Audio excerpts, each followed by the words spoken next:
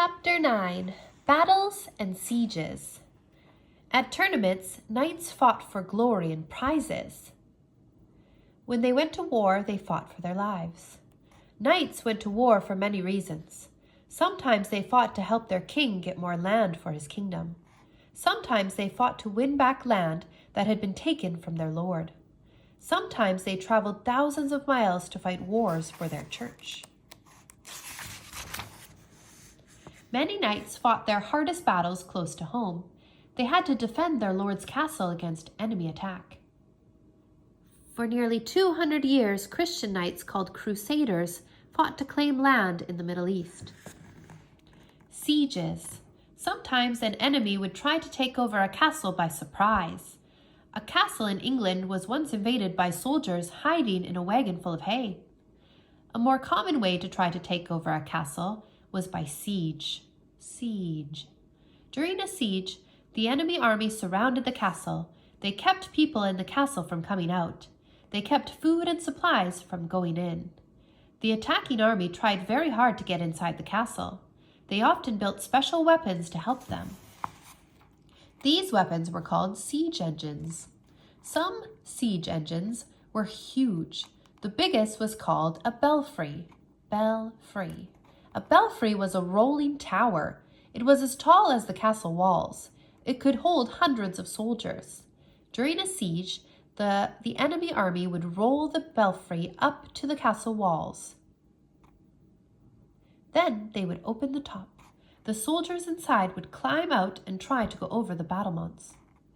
A belfry was also called a cat or a bear. Another siege engine was the battering ram. The battering ram was a big, heavy log. The enemy pounded the log against the castle gates or walls, trying to smash them down. Catapults were like giant slingshots. They could throw big boulders at the castle walls.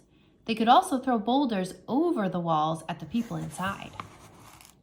Boulders weren't the only thing catapults tossed over the castle walls.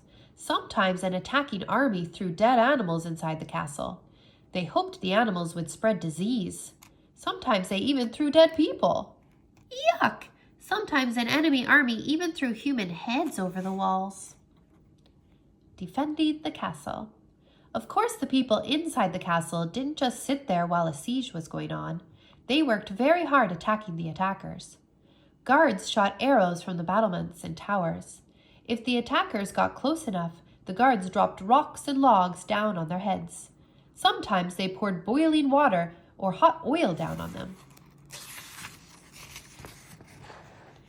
There were often secret passages inside the castle. Some of the passage floors had holes in them. The holes were called murder holes. During an attack, guards hid in the passages. They shot arrows or dropped rocks down through the murder holes if an enemy walked below. The end of a siege. Sieges often went on for many months. Even if the enemy army never got inside the castle, they could still win the siege. If a siege went on long enough, the people inside the castle would starve to death. Most sieges ended before that happened. Sometimes the people inside the castle surrendered. To surrender means to admit defeat and give up to an enemy. The attacking army then took over the castle and all the land around it. When an enemy took over a castle, they usually held the lord's family and other nobles inside for ransom. That means they would keep them prisoner until someone paid for their release. Sometimes, of course, the people in the castle defeated the enemy. Most castles had secret doors that led outside. Soldiers could sneak out the secret doors and take the enemy by surprise. Sometimes the king or another lord sent help. His army of knights might rescue the people inside the castle.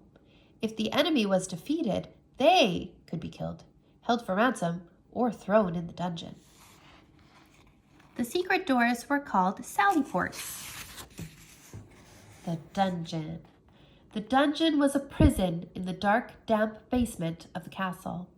Prisoners in the dungeon might be chained to the walls all day and all night. Sometimes they were left to starve to death in their chains.